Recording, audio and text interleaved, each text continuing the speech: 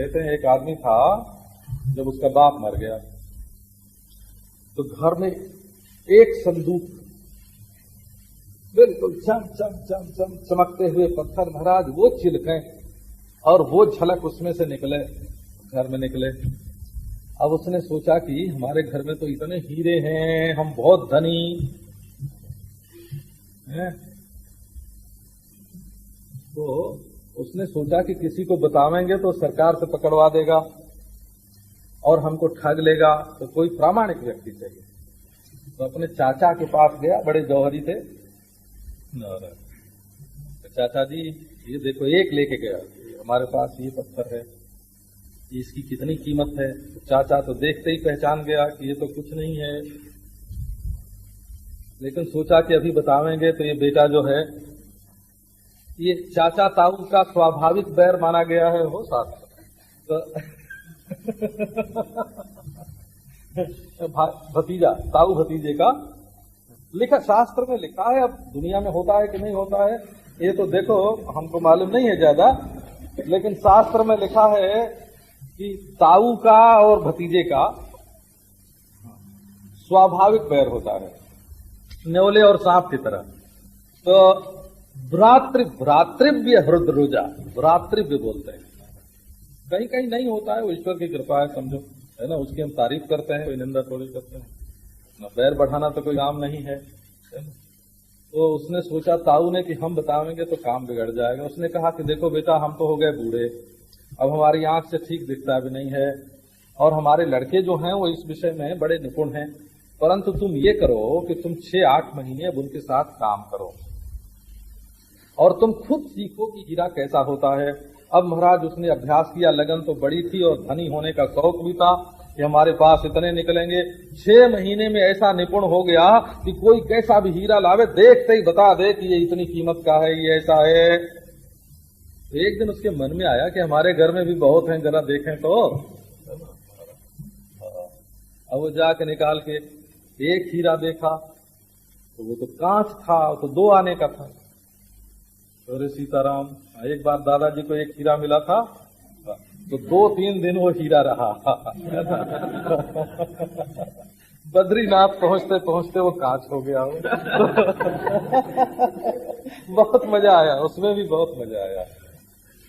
देखो आपको एक मैंने प्रसंगांतर आपको सुनाता हूँ। मन से कितनी तकलीफ और कितना सुख आदमी को ये मन देता है, मन, है ना। दादाजी की घड़ी खो गई, 100-125 रुपए की होगी उन दिनों, अब से 20 बरस पहले। वो किसी बड़े घर से आई थी हमारे पास, तो बद्रीनाथ के रास्ते में वो दादाजी से कहीं गिर गई, खो गई। खो गई, बिल्कुल सच्ची बात है। तो 4-5 मील आगे जाने पर पता चला कि घड़ी तो गिर गई। तो हम तो बढ़े आगे बद्रीनाथ के रास्ते में, और दादाजी घड़ी ढूंढने के लिए लौट आए। अब धूप, बड़ी गर्मी थी, 5-4 मील लौटे और 5-4 मील ढूंढते ढूंढते आए। कितनी माटी हटाई है और कितनी जगह नीचे उतरे, और है ना, कहाँ नहीं मिली। अब हम आए तो हम भी बहुत नाराज हुए कि हमको छोड़ के तुम, हमको प्यास लगी है, धूप में तुम घड़ी ढूंढने लग गए, हमसे भी ज्यादा कीमती घड़ी है ना। हम भी बहुत नाराज हुए कि हमको छोड़ के तुम घड़ी ढूंढने में लग गए। नाराज। अब ये तो बड़े दुखी थे। इसी बीच में गए एक झरने पर हो पानी लेने के लिए, वहां एक अंगूठी गिरी हुई थी। उस अंगूठी में एक पत्थर था, वो चम चम चमकता था। तो दादाजी उठा के ले आए। तो क्या करना चाहिए, फिर ले जाके डाले आवे वहां।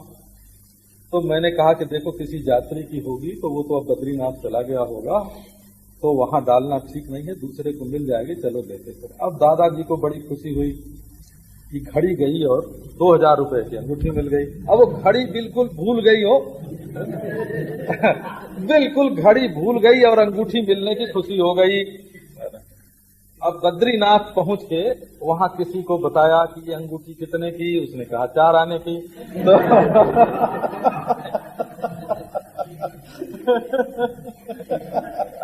अच्छा देखो, अब इससे हुआ क्या, ये देखो, हुआ ये कि 2000 की कल्पना ने 100 रुपए की घड़ी भुला दी, है ना। और बाद में जब 2000 के 4 आने हुए तो कोई तकलीफ नहीं हुई, बोले वो तो हमारी थी ही नहीं, है ना। लेकिन घड़ी का जो दुख था उस कल्पना से, कल्पित सुख से जो था ना, वो दुख मिट गया बिल्कुल। तो ये मन में जो सुख दुख होता है ये बिल्कुल कल्पना से होता है। अब उस आदमी को ये ख्याल था कि हम तो करोड़पति हो गए, इतने हीरे मिले। जब जांच करने का ख्याल आया ना, एक देखा वो तो पत्थर 2 आने का, दूसरा उठाया का वो भी, तीसरा उठाया तो वो भी, सारा ही उड़ेल दिया बाहर। अरे वो तो 2-2 आने के पत्थर थे भाई। तो ये जो सृष्टि है ना, जिसको हम लोग परब्रह्म परमात्मा से जुदा कीमती समझते हैं, ये तो जब तक जांच करना हमको नहीं आता है तभी तक इसको कीमती समझते हैं। असली नकली की पहचान नहीं है। असल और नकल की पहचान होवे तो ये जो संसार हमको बड़ा महत्वपूर्ण मालूम पड़ता है, बड़ी कीमती चीज मालूम पड़ता है, इसमें कुछ नहीं है। धोती के नीचे सब नंगे हैं। सब जिंदगी के साथ मौत लगी हुई है, सब जिंदगी के साथ, सब प्यार में बेवफाई छिपी हुई है। बोला ये संसार की ये स्थिति है, सारे अस्थि में नास्ती लगी हुई है। ये संसार की ये स्थिति यही है। बोला वेद भगवान कहते हैं अश्वत्थे वो निषदनम परणे वो वसति कृता। यजुर्वेद में ये मंत्र आता है, अश्वत्थे वो निषदनम। आप कहाँ रह रहे हैं? कि पीपल के पेड़ पर। और परणे वो वसति कृता, और वहां भी कहाँ, पीपल के पेड़ पर भी भूत रहते हैं ना, तो वो भूत रहते हैं डाली पर, और आप तो पीपल के पत्ते पर रह रहे हैं, जो जरा सी हवा आते ही है ना बिल्कुल हिलने लगता है, हिलने लगता है। शुक्ल यजुर्वेद का ये मंत्र है, अश्वत्थे वो निषदनम परणे वो वसति कृता। आप पीपल के पत्ते पर रह रहे हैं, जरा सी बयार आई और हिला और गिरे, जैसे ओस का पानी, ओस की बूंद जैसे पत्ते पर लटकी हुई हो और जरा हिला और नीचे गई, यही जिंदगी है ना, यही उम्र है। तो ये सृष्टि क्या है? देखो आत्मा तो ब्रह्म है, लेकिन और सब जो दिखता है वो कैसा, और सब जो दिखता है वो कैसा, तो बोले स्वप्न सरीखा। अब स्वप्न सरीखा जो है, इसके लिए श्रुति है, स्मृति है, पुराण है। ये मिथ्या शब्द है ना संस्कृत का, मिथ्या, ये शब्द संस्कृत का हो। इसका अर्थ होता है मिथा, मिथस से जो निर्मित है। मिथा माने परस्पर। आंख किसको कहते हैं? कि जो रूप को देखे। और रूप किसको कहते हैं? कि जो आंख से दिखे है। तो आंख की अपेक्षा से रूप और रूप की अपेक्षा से आंख, है ना। ये जो ये मैथुन, इसका नाम मैथुन है, हो मैथुनी सृष्टि है ये। इसमें सच्चाई नहीं है, मन सहज स्वभाव से सिद्ध नहीं है, ये उत्पन्न सृष्टि है। आंख और रूप, रूप कैसे सिद्ध हुआ? आंख से। और आंख कैसे सिद्ध हुई? रूप से। और दोनों किससे सिद्ध होते हैं? तो दोनों जिससे सिद्ध होते हैं वो सच्चा है, और ये दोनों जो हैं ये तो परस्पर एक दूसरे से सिद्ध होकर के अन्योन्याश्रित हैं, मिथ्या हैं। और हम बचपन में पुराणों के संबंध में पढ़ते थे ना, तो कई अंग्रेजों ने लिखा है, उसके लिए कोई अंग्रेजी में एक शब्द है माइथोलॉजी, ऐसा कुछ बोलते हैं। मैं तो हाँ, ये मिथस शब्द जो अपना है ना, मिथ्या शब्द, ये विदेश की यात्रा करने गया है, हो है ना। तो नारायण मिथ है ना, उसका मूल तो मिथ है, मिथस। तो ये जो मिथ है नारायण, ये जो मैथुनी सृष्टि है ना, ये टिकाऊ नहीं है, ये मरेगी। इसी से देखो, जब परमात्मा का ज्ञान प्राप्त करना होता है ना, तो केवल रूप को ही नहीं, आंख को भी छोड़ना पड़ता है। एक दिन एक सज्जन आए, बोले देखो जी, ये सृष्टि तो हमको आंख से प्रत्यक्ष दिख रही है, तुम इसको मिथ्या कैसे कहते हो? हमने कहा कि हमने कभी ऐसा नहीं कहा होगा कि रूप मिथ्या है और आंख सच्ची है। तुम तो आंख को तो सच्ची मानते हो और रूप को मिथ्या मानते हो। अधिष्ठान ज्ञान से अंतःकरण भी मिथ्या होता है, इंद्रियां भी मिथ्या होती हैं, तब न विषय मिथ्या होता है। पहले प्रमाण मिथ्या हो जाता है, तब इस प्रमाण से सिद्ध प्रमेय मिथ्या होता है। माने अंतःकरण जब बाधित होगा, है ना, तब न विषय बाधित होंगे। इसलिए जरा सपने की बात आपको सुनाते हैं। ये सपना जो है इसको द्वितीय स्थिति में लिया है। माने पहला प्रकरण तो है आगम प्रकरण। आगम प्रकरण माने उपदेश का प्रकरण। गुरु और शिष्य की परंपरा से आई बात। उसने कहा कि गुरु ने कहा कि हे शिष्य, तुम परब्रह्म परमात्मा हो। डरना नहीं हो। परब्रह्म परमात्मा का बहुत सीधा मतलब होता है? उसका मतलब ये है कि तुम जो अपने को दुखी मानते हो वो झूठा है। बोला परब्रह्म परमात्मा तुम हो, इसका मतलब क्या हुआ कि जो तुम अपने को दुखी मानते हो वो तुम्हारी झूठी कल्पना है। दुख तो तुमको छू ही नहीं सकता। और तुम जो अपने को अज्ञ मानते हो, है ना, ये तुम्हारी मूर्खता जो है ये खता है। बोला ये तुम्हारी मूर्खता में खता, अपराध जुड़ा हुआ है। तुम मूर्ख नहीं हो, मूर्खता के साक्षी हो। अच्छा, तुम मरने वाले नहीं हो, तुम जन्म मृत्यु के साक्षी हो। तो इसका अर्थ ये हुआ कि तुम जन्म मृत्यु से डरो मत, है? और तुम बेवकूफी और बुद्धिमानी से का अभिमान मत करो। अपने को संसार में दुखी सुखी मत मानो, है? तुम्हारी तो सत्ता अखंड है, ज्ञान अखंड है, आनंद अखंड है ना? तुम तो बिल्कुल भरे पूरे हो। ये दिन भर गाली सुनते हो ना, तुम्हारा पड़ोसी कभी तुमको बुरा कह देता है तो कितना बुरा लगता है,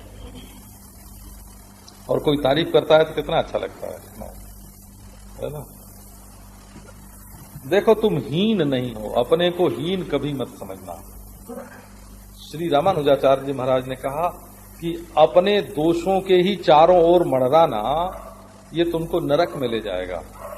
अपने मन को अपने दोषों के चिंतन में मत लगाओ। अपना देखो, परमात्मा के तुम अंश हो, परमात्मा के तुम स्वरूप हो, हैं? तुम्हारे अंदर सत है, चित है, आनंद है। काहे को भटकते हो? तो बोले भाई आओ अब जीवन के सत्य पर विचार करें। स्वामी राम तीर्थ ने एक जगह कहा कि जो लोग केवल जागृत अवस्था को ही अपना जीवन मानते हैं उनकी नजर तो अधूरी है। अरे भाई, सपना भी एक तुम्हारा जीवन है और सुषुप्ति भी एक तुम्हारा जीवन है। सपने में 1000 कल्पना करके भी तुम जिंदा रहते हो और सुषुप्ति में कोई कल्पना नहीं रहने पर भी तुम जिंदा रहते हो। तो तुम्हारे जिंदा रहने के लिए न तो जागृत की जरूरत है, न तो सपने की जरूरत है? तुम तो सबसे परे हो। तो सपना क्या होता है, आओ पहले इस पर विचार करें। जैसे जागृत के बारे में बहुत विचार किया ना, वैसे जो बड़े बड़े धनी होते हैं उनको तो ये भी पता नहीं होता है कि आज हमारे पास कितना पैसा है। हो बड़े बड़े धनियों के को ये पता नहीं होता है। एक अंदाज होता है ना? एक अंदाज, हजार जिसके सैकड़ों, 50 जिसके कारखाने हैं, हजारों आदमी जिसके यहाँ काम कर रहे हैं, लाखों का लेन देन रोज हो रहा है, उनसे एकाएक पूछो कि इस समय बताओ ठीक ठीक तुम्हारे पास कितना है। नारायण टन बात। उसमें भी एक अज्ञान मूलक ही अनुमान रहता है, पता? बिल्कुल ठीक ठीक ज्ञान उसका भी नहीं रहता। अच्छा, कोई अपनी ठीक ठीक उम्र बता दे। सुनते हैं एक साधु है, एक साधु के बारे में सुना है कि उससे चाहे जब पूछ लो कि तुम्हारी उम्र कितनी, तो बता देगा इतना बरस, इतना महीना, है ना, इतना घंटा और इतना मिनट। बोला सेकेंड तो नहीं बता सकता वो भी, क्योंकि वो जब तक सोचता है तब तक सेकेंड की सुई आगे हो जाती है, तो सेकेंड तो वो भी नहीं बता सकता है। अच्छा नारायण, अपने बालों के बारे में आप बता सकते हैं ये कितने इंच का रहता है? कहाँ अज्ञान में, सारा व्यवहार अज्ञान में है। ये बाल कितने हैं बता सकते हैं? आपके शरीर में बाल कितने हैं? तो समझते हैं कि इनको जानने से कोई फायदा नहीं है, इसलिए नहीं जानते हैं। अगर इससे कुछ फायदा होने वाला होता ना, अरे तो इसको गिन के रखते। हाँ, ये फायदे वाले बाणिया लोग जो हैं, हमारा मतलब वैश्य से नहीं है, वो बाणिया से है। तो ब्राह्मण भी बाणिया होता है। व्यापार की वृत्ति जिसके अंदर है वो फायदे की चीज याद करते हैं, लेकिन तुमको